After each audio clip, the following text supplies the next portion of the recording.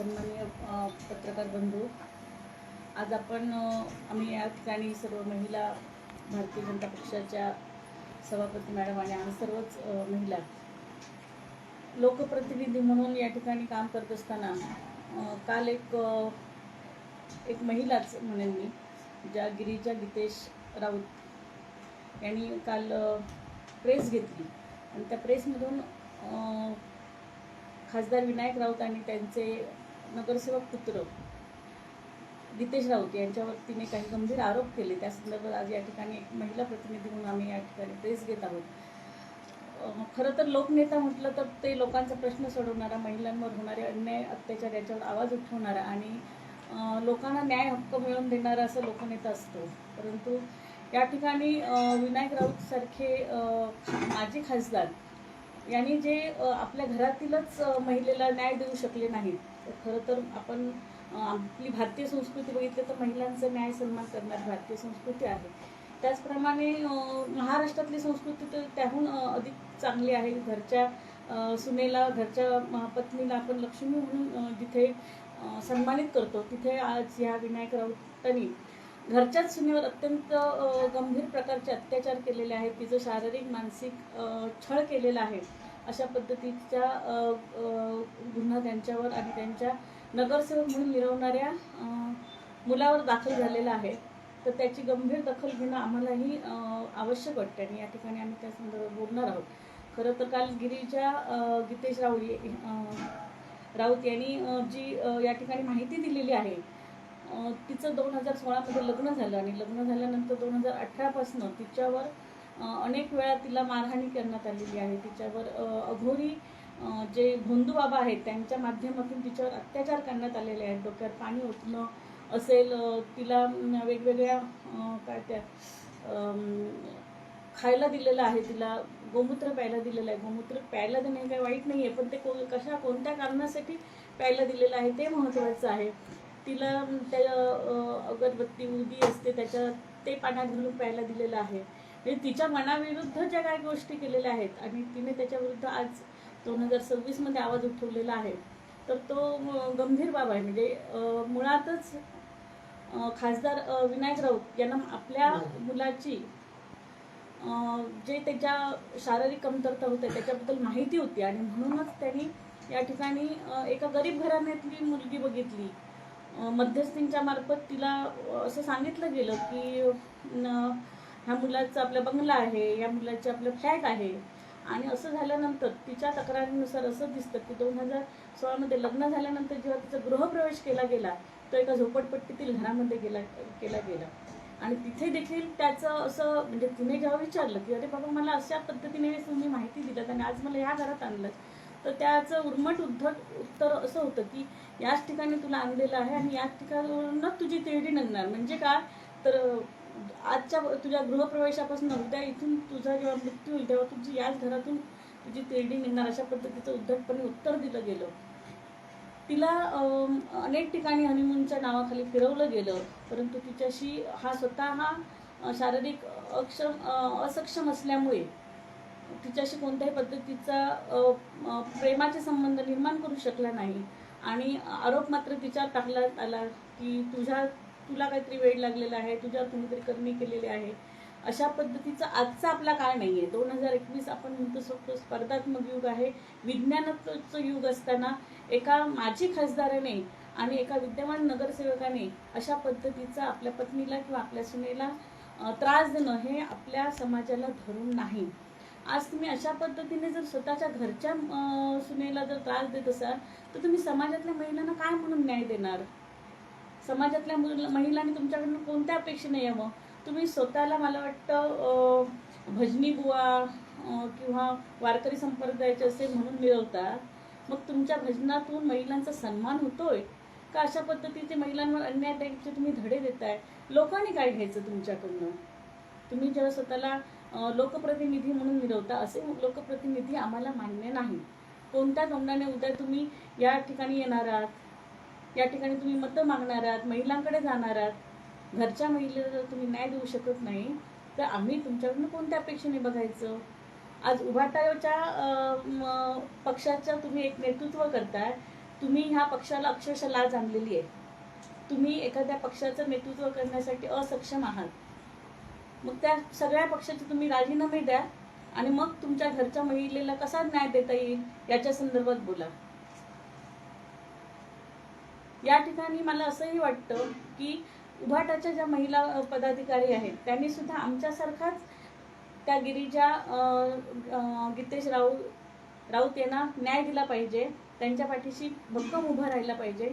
आम्ही तर तुमच्या माध्यमातून मी या गिरिजाला सांगू इच्छिते की तू ज्या न्यायासाठी लढतेस त्या न्यायाचा लढा तू अशाच पद्धतीने चालू ठेव. तुला कदाचित यापुढे बऱ्याच धमक्या येतील, पैशांची आमिष दाखवली जातील, तुझ्यावर खोटे नाटे आरोप केले जातील. जसे काही काल मी विनायक राऊतांची सुद्धा मुलाखत ऐकली. त्यांनी जे आपल्यावरचे आरोप फेटाळताना गिरिजावर जे आरोप केलेले आहेत ते सुद्धा ऐकले आणि ते अतिशय हास्यास्पद आहे. म्हणजे एखाद्या गरीब घराण्यातील मुलीला एवढ्या मोठ्या संपत्तीची हाव नसावीच आणि असती तर तिने सुद्धा त्याच्यावर प्रत्युत्तर दिलं असती तर याच्या अगोदर माझ्याकडे भरपूर माध्यमं होती तुमच्या पैशांवर ताबा मिळवायची. कारण तिने असंही एका आपल्या FIR मध्ये म्हटलेलं आहे की माझं एक अकाउंट खुललं गेलं, त्या अकाउंटवर बऱ्याच मोठमोठ्या रकमा येत होत्या, मला त्यातली एकही रक्कम दिली जात नव्हती, ती परस्पर काढली जात होती. किती रक्कम येते आणि किती जाते हे मला फक्त अमाऊंट कळत होती.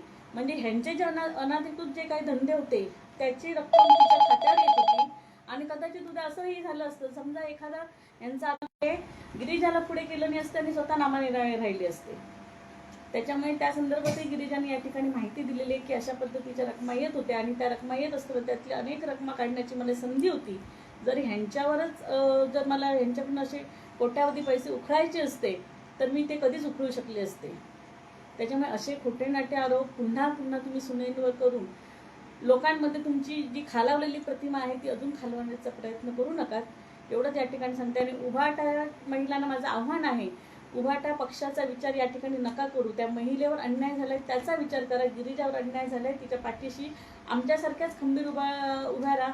महाविकास आघाडीतील महिला सुद्धा इतर महिलांवर अत्याचार झाले की जशा मोर्चा काढतात, जसा सरकारला धाब्यावर धरतात, त्याचप्रमाणे आज तुम्ही विनायक राऊत यांना सुद्धा प्रश्न विचारण्याची गरज आहे. त्यांना सुद्धा उभाटाच्या पदावरून खाली खेचण्याची गरज आहे. आणि अशा पद्धतीने तुम्ही या महिलेच्या पाठीशी उभा राहणार का हा प्रश्न आहे मला.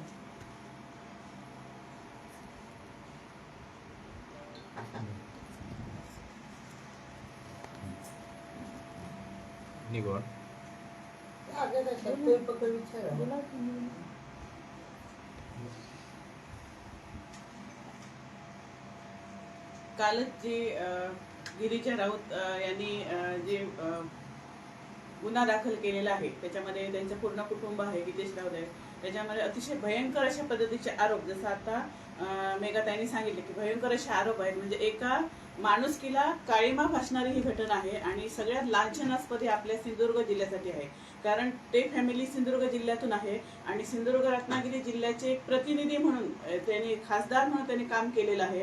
आणि आमच्या लोकांनी अशा प्रकारच्या चुकीच्या पायंडा पाडणारे किंवा अशा प्रकारच्या अन्यायी व्यक्तिमत्वाला निवडून दिले ही आता आम्हाला लाज वाटते की अशा पद्धतीने आपण न्यायासाठी लढतोय, महिला अत्याचाराच्या विरोधात लढतोय, महिलांसाठी लढतोय आणि अशा वेळी कल्पनाही नसताना, कुठलीही कल्पना जगाला नसताना अशा प्रकारचे खूप नीच कृत्य, म्हणजे असे एक त्याच्यामध्ये एक स्टेटमेंट आहे की तिच्या मासिक पाळीवर पण नियंत्रण, म्हणजे तिच्या शरीराशी पण खेळलं गेलं, तिच्या आरोग्याशी पण खेळलं गेलं.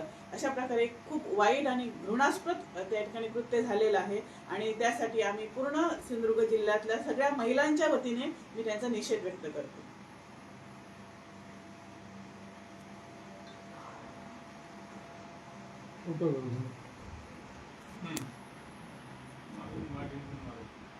खरं तर गीतेश राऊत जे आहेत ते स्वतः एक नगरसेवक आहेत आणि स्वतःच्या पत्नीच्या मासिक पाळी लिहून ठेवणं आणि त्याच्यासाठी तिला म्हणजे त्याने असा एक बनाव तयार केला की तिला मूल होत नाहीये. कारण लग्नाला 1-2 वर्ष झाल्यानंतर साहजिकच आजूबाजूची लोक चौकशी करतात की मूल का होत नाही. मग ह्या लोकांना दाखवायचं की हिला मूल होत नाही, मग आम्ही हिच्यासाठी उपाय करतो, हिला डॉक्टरांकडे नेतो. या गीतेश राऊतची आई आणि विनायक राऊतांची पहिली पत्नी ह्या सुद्धा घरातल्या प्रत्येक धार्मिक कार्याच्या वेळी तिला मासिक पाळी पुढे जाण्यासाठी तिच्यावर दबाव आणायचा, म्हणजे तू गोळ्या घे.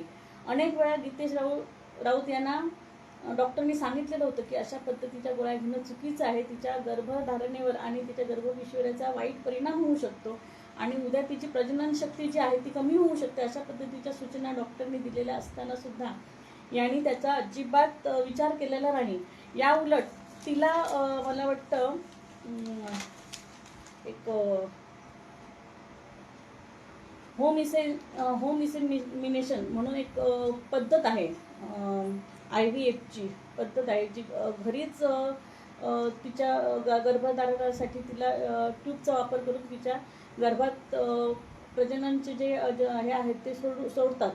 अशा पद्धतीची जी प्रोसिजर आहे ती तिला घरीच करण्यासाठी तिच्यावर दबाव आणला जात होता. म्हणजे डॉक्टर एवढे मोठमोठे डॉक्टर होते, विनायक राऊत जे सांगतात त्यांची जी आर्थिक क्षमता होती ती एवढी होती की ते चांगले अमेरिकेतले सुद्धा डॉक्टर आणून तिच्यावर चांगली करू शकले असते, स्वतःच्या मुलावर चांगले उपाय करू शकले असते. पण तसं न करता घरच्या घरी जे काही करता येईल, लोकांना कळणार नाहीत आणि जर लोकांना कळलं तर ते तिच्यावर कसं ढकलता येईल त्याचे आरोप, यासाठी त्यांनी पूर्ण आपली तयारी केलेली होती आणि वारंवार तिच्यावर या अशा पद्धतीचे अत्याचार केलेले होते. त्याच्यामुळे तिने असं म्हटलेलं आहे की माझ्यावर शारीरिक अत्याचार भरपूर केलेले आहेत.